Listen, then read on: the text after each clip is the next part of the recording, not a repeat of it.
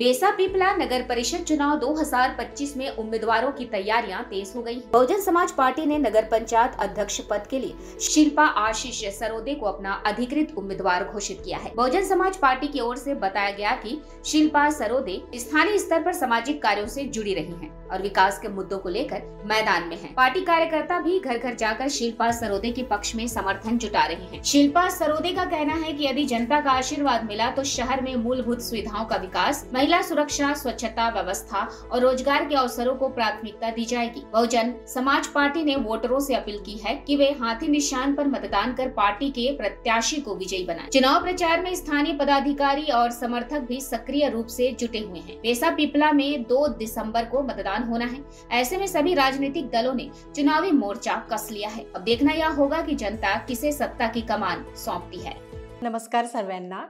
बेसा बेलतरोडी तसेच पिपळा नगर पंचायत मधल्या सगळ्या सदस्यांना माझा नमस्कार, जय भीम।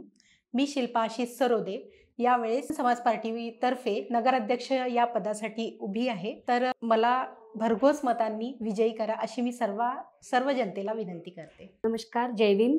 मी नगर पंचायत बेसा पिपळा येथून वार्ड नंबर 15 मधून उभी झालेली आहे। 15 मध्ये माझ्या खूप प्रॉब्लेम आहेत। रस्ते झालेले आहेत, तिथे ॲक्सिडेंट होतात, रस्त्यांमुळे गड्डे आहेत। त्यांचे प्रॉब्लेम सॉल्व करण्यासाठी मला बहुजन समाज पार्टीनी हत्ती या चिन्हावर तिकीट दिलेली आहे।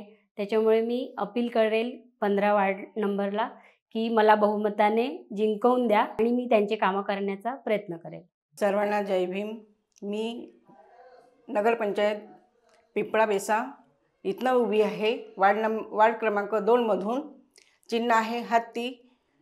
माझं नाव आहे करुणा दिनेश दहीकर आणि मला बहुमताने विजयी करा आणि मी जे लोकांचे प्रॉब्लेम आहेत ते मी सॉल्व करणार आणि मी मनातनं काम करणार। फक्त मला बहुमताने विजयी करा। धन्यवाद।